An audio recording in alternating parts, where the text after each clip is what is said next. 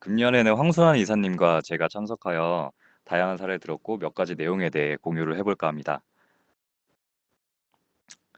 일단 몰드플로우 서밋에 대한 소개와 발표 내용 소개, 그리고 체험기 요약 순으로 말씀드리겠습니다.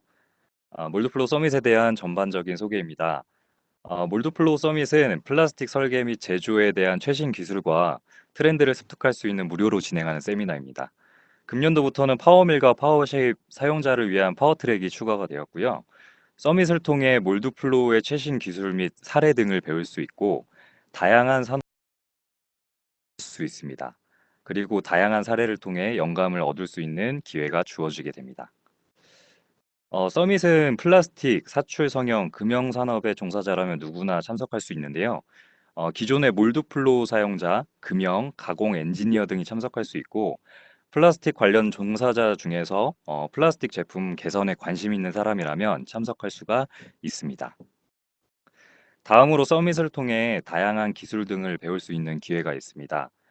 몰드플로우의 새롭게 강화된 기능과 전문가들의 사출 성형에 대한 것을 배울 수 있고, 그다음에 플라스틱 산업에 있는 동료들이 문제를 해결하는 가장 좋은 방법을 사례를 통해 배울 수 있습니다. 또한 최신 트렌드에 대한 지식을 넓힐 수가 있겠습니다. 저희는 미국 디트로이트에서 개최하는 서밋에 참석하였는데요. 그 밖에도 4개 국가에서 서밋이 진행되고 있습니다. 그림 왼쪽부터 서밋이 진행되는 장소와 그다음에 외부 전경, 그리고 내부 사진이 되겠습니다. 어, 6월 셋째 주 3일간 행사가 진행되었습니다. 여러분들도 참관 및 참가가 가능한데요. 신청은 위 링크에서 하실 수가 있고, 지난 발표 자료는 홈페이지 레코딩 메뉴에서 첨부되어 있습니다. 참고하시기 바라겠습니다. 추가로 저희가 이동하는 방법에 대해서 잠깐 좀 설명을 드리면 인천공항에서 출발해서 디트로이트 메트로 공항으로 이동하였고요. 디트로이트 공항에서는 세미나장이 비교적 먼 거리는 아니었습니다. 추후에 계획이 있으신 분들께서는 참고하시기 바라겠습니다. 서밋에서 발표한 내용에 대해 일부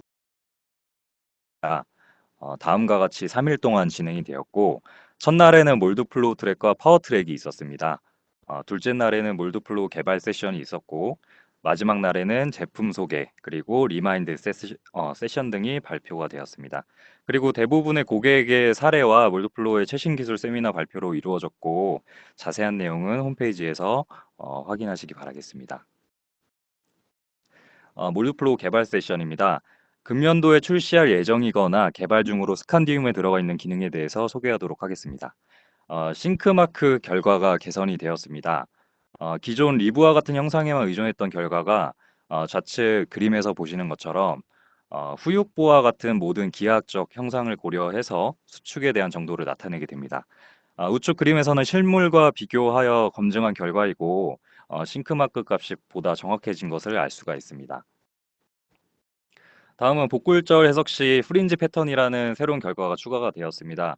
아래 보시는 것처럼 단일 샷으로 진행했을 때 패턴 그리고 프레임이 있는 오버몰딩 시 패턴처럼 스트레스 분포에 대한 경향을 각각 상이하게 확인할 수 있습니다. 작년에도 일부 발표가 되었는데요. 스칸디움에 포함되어 있는 기능으로 타이거 스트라이프에 대한 결과를 패턴으로 확인할 수가 있습니다. 실물 검증 결과 충전 방향과 유사한 패턴으로 나오는 것을 확인하실 수 있습니다. 다음으로 기존 3D 메쉬에서 사용할 수 없던 결정화에 대한 해석이 개발 중입니다. 그림에서 보시면 실제 제품과 수정되지 않는 잔류 응력 그리고 결정화 수축을 사용했을 때의 변형에 대한 검증 결과와 같이 실물 변형과 결정화 수축을 고려했을 때 더욱 근사한 값을 얻을 수가 있습니다.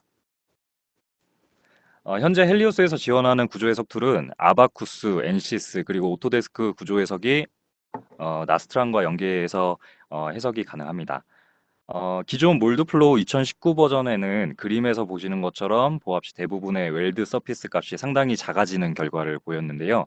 때문에 연계 해석 시 다소 부정확한 점이 있었습니다. 그러나 근본에는 더욱더 정확한 웰드 서피스 결과를 얻을 수 있도록 개선이 될 예정입니다. 다음은 파이버 절단 모델이 기존 3D에서는 2017.3 버전부터 개선이 되었는데요. 3D뿐만 아니라 미드 플레인, 그다음에 듀얼 도메인 모델에서도 개선될 예정에 있습니다. 다음은 미세 발포 성형에 대한 개발이 진행되고 있습니다. 기존에는 열 가소성 수지에 대한 미세 발포 성형 해석이 지원이 되었는데요.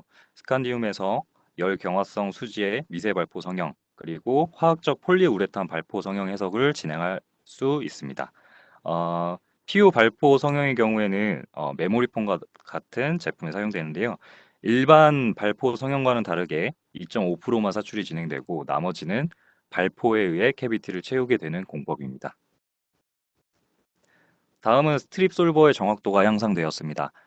스트립 솔버라 하면 자동 사출 시간이라든지 런너 밸런스 그리고 몰딩 윈도우를 얘기를 하는데요. 전단 발열에 의한 압력 강화가 개선이 되었기 때문에 기존 솔버 대비 게이트별 압력 예측에 대한 오차율이 우측 그림처럼 어, 상당히 감소한 것을 커브를 통해 알 수가 있습니다. 스칸디움에서 성형 제품의 체결성에 대한 해석을 진행할 수가 있습니다. 변형이 중요시되는 제품에 유용하게 사용될 수 있는 기능이라고 생각이 되는데요. 변형 탭에 마운팅 해석 옵션이 추가가 되었고, 지역 좌표 시스템을 사용해서 체결 시 제품의 변형 결과를 확인할 수 있습니다. 다음은 기존에 업데이트된 내용에 대해 리마인드하는 세션이 있었습니다. 현재 2019 버전까지 출시가 되었지만 아직도 하이 버전을 사용하고 계시거나 기존의 기능만 쓰는 분들이 간혹 계시는데요. 우측 그림은 좌측 그림은 이제 오토 사이징 기능을 사용한 결과이고요. 2017 버전에서 메쉬 품질의 문제가 발생을 하고 19 버전에서는 문제가 없는 것을 확인할 수 있습니다. 이에 메쉬의 품질이 향상되어 해석을 준비하는 시간이 현저히 감소되었다는 내용이고요. 다음으로는 냉각 해석을 일일이 CAD 프로그램에서 커브를 이제 일일이 그리거나 CAD 파일을 몰드플로우에서 디자인 모델러로 불러와서 커브를 일일이 그렸었는데요. 2018.2 버전부터는 3D CAD 파일을 사용해서 자동으로 생성이 가능하고 상당한 시간을 단축할 수 있었습니다. 또한 게이트 위치만 지정하고 해석을 수행하거나 몰드플로우 내에서 간단한 지오메트리를 변경하고 DOE를 통해서 최적화하는 과정 등이 몰드플로우가 해석의 정확도뿐만 아니라 시간 단축에도 포커싱을 두고 있다는 것을 이번 세미나를 통해 알 수 있었습니다. 다음은 사례 발표입니다. AMI에서 발표한 사례인데요. 전담 불균형에 관련된 내용입니다. 어, 그림과 같이 자연스럽게 균형 있는 하지 않은 기하학적으로만 균형이 잡혀 있다고 볼 수가 있습니다. 그러나 다른 요인들로 불균형 충전이 발생하게 되는데요. 전단 불균형이 발생하는 이유로는 용융된 수지의 전단에 영향을 받는 점도의 특성에 의해서 유로 내외측의 점도 변화로 내측이 빠르게 충전되는 것이 일반적이지만 이러한 문제를 해결하기 위해 만들어진 것이 용융된 수지를 회전시키는 멜트 플리퍼 기술입니다. 우측 그림을 보시면 온도 결과가 확연히 차이 나는 것을 알 수가 있습니다. 다른 사례로 그림 내 우측 사진처럼 런너의 형상을 변경해서 용융물을 회전하는 방법에 대해 발표가 이루어졌습니다. AMI에서 몰드플로우를 통해 연구한 내용에 대한 요약입니다. 유동 불균형 해석을 위해서는 메쉬의 품질이 중요하고 멀티 캐비티인 경우 한 개의 캐비티를 캐비티 수만큼 복사할 것을 권장합니다. 그리고 단일품의 경우 런너를 빔으로 사용하여도 무관하다고 하고요. 추가로 연구한 모델에 대해서는 관성 옵션이 시간만 증가시키며 해석 결과에는 차이를 보이지 않았다는 결론을 내렸습니다. 다음은 오토데스크에서 발표한 사례 중 퓨전 360에 대한 발표가 있었습니다. 어, 설계를 하는 것이 그것에 대한 이점을 소개했고 다음 링크에서 자세한 내용과 튜토리얼 등을 확인할 수 있습니다. 이전에도 소개가 되었었는데요. 제너레이티브 디자인을 이용해서 최적화 설계를 할 수가 있습니다. 좌측 그림에서처럼 필요한 곳에 구속 조건과 하중 조건을 주게 되면 최적화된 형상들을 추천하여 나타내게 됩니다. 몰드플로우 싱크마크, 웰드라인과 같은 결과를 이전에는 오토데스크 제품인 브이레더와 같은 비주얼 전문 소프트웨어에서 지원을 했는데요. 퓨전을 이용해서 비주얼적으로 표현할 수가 있습니다. 포맷은 FBX 확장자를 사용하고 몰드플로우에서 FBX 파일로 내보내기 하실 수 있습니다. 다음은 다이슨에서 발표한 사례입니다. 안료가 들어간 성형품의 유동 흐름을 예측하는 방법에 대한 내용으로 발표가 이루어졌습니다. 다이슨 제품은 고급스러움을 강조하기 위해서 은색의 안료를 사용을 하는데, 그러나 문제는 안료들의 충돌로 인해 외관 불량 문제를 가지고 있었습니다. 대부분의 유동 해석은 3D로 진행하고 있었고요. 시간을 등고선으로 두고 결과를 판단하고 있었습니다. 등고선 유동 결과 확인 시 V 형태의 유동에서는 안료의 이방성으로 인해 외관이 어둡게 보이는 결과를 나타내고 있는데요. V 형태 유동은 두 가지로 확인할 수 있습니다. 하나는 웰드라인, 다른 하나는 유동 라인입니다. 웰드라인은 가늘고 짧은 형태로 나타나고 안료가 부족한 경우에 발생을 합니다. 유동 라인의 경우 두껍고 긴 번짐 형태로 나타나고 안료가 이방성을 보이는 경우 발생을 합니다. 앞에서 발표한 내용 외에 팁에 대한 내용도 발표가 되었는데요. 필렛의 경우 0.25 이상은 유동 흐름에 영향을 주기 때문에 지우지 않고 해석을 진행 중이고, 해석하고자 하는 수지가 없을 경우 우측 그림과 같이 밀 온도 등이 유사한 재료를 사용하여 해석을 진행하고 있습니다. 마지막으로 GM에서 발표되었던 내용입니다. 몰드플로우를 사내 표준을 두고 사용한다는 것을 이미 많은 분들이 알고 계실 겁니다. 어, 제너럴 모터스 월드와이드의 약자인 GMW를 사용하고 금형 설계, 사출 해석 표준 등에 대한 내용이 포함되어 있고, 표준 문서는 위에 링크에서 확인하실 수 있습니다. 표준에는 사출 해석에 대한 워크플로우, 해석을 위한 인풋 데이터와 결과 분석에 대한 가이드 등이 포함되어 있습니다. GM에서는 재료 데이터와 사출기 재원을 각각 관리를 하고 있고, 모든 데이터를 해석자가 사용할 수 있습니다. 사례에 대해 굿, 뱃, 어글리 크게 세 가지로 구분을 하였습니다. 목표는 유동 길이와 웰드라인 관리이고, 대표적인 아이템은 대물 제품인데요. 유동 길이는 하트 러너로 보강을 했고, 피할 수 없는 웰드라인의 경우에는 보이지 않는 영역으로 관리를 했던 사례입니다. 두 번째 사례입니다.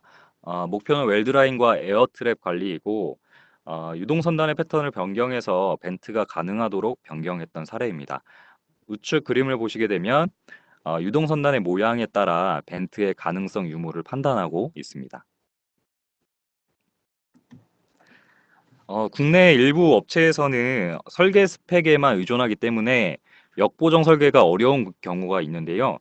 다음 사례로는 해석에서의 예측된 변형을 보정하기 위해서 역보정 설계가 사례로 발표되었습니다.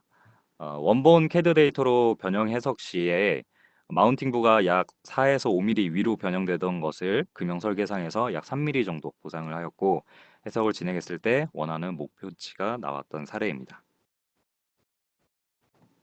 좋은 사례의 마지막 내용으로는 냉각 채널 최적화에 대한 내용으로 일정한 금형 온도를 얻기 위해서 해석을 통해 기존 대비 30%까지 개선할 수 있었던 사례였습니다. 몰드플로우를 통해서 냉각 해석 최적화를 진행하고 금형을 제작하여 실제 제품 온도를 편차가 어떻게 일어나는지 다음 사진을 통해 알 수가 있었습니다.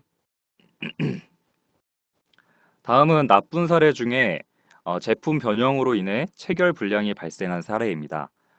이 사례의 경우에는 수축률을 잘못 적용해서 발생한 사례로, 해결 방법으로는 길이 방향의 수축률을 적용해서 약 13mm에서 5mm로 감소시킨 사례입니다. 이러한 불량으로 인해서 개발 일정 및 비용에 많은 손실이 발생한 것을 알 수가 있었습니다. 마찬가지로 변형에 대한 문제로 역보정 설계를 적용하여 기존 11mm 발생하던 문제를 1mm로 개선한 사례입니다. 다음은 웰드라인에 대한 불량 문제로 게이트를 추가하여 웰드라인의 위치를 변경하거나 제거한 사례입니다. 마찬가지로 많은 비용과 시간에 대한 손실이 발생한 것을 알 수가 있습니다. 나쁜 사례 중 마지막 내용입니다. 기존에 발생하던 싱크마크를 제거하기 위해 리브의 형상을 제거해서 문제를 개선한 사례입니다. GM의 사례로 볼 때 몰드플로우를 이용하고 발생하는 문제들을 개선해 나가는 일을 많이 진행하고 있습니다. 이로 인해서 상당한 효용성을 보았고 성형 제품의 품질을 개선하는 데 크게 기여하였다고 생각이 들었습니다. 추가로 어글리에 대한 사례는 배드와 유사한 사례이기 때문에 넘어가도록 하겠습니다. 체험기 요약입니다. 이번 몰드플로우 서밋을 통해서 몰드플로우의 새로운 기능 그리고 개발 동향을 확인할 수 있었고요. 몰드플로우와 결합하여 사용할 수 있는 다양한 워크플로우를 제시하고 있고, 그다음에 다양한 기업 사례와 최신 기술 그리고 트렌드를 습득할 수 있었습니다. 그다음에 마지막 날에 이제 발표하였던 리마인드, 기존에 알고 있던 내용들도 다시금 생각할 수 있는 그런 좋은 기회가 되었습니다. 제가 준비한 내용은 여기까지입니다. 감사합니다.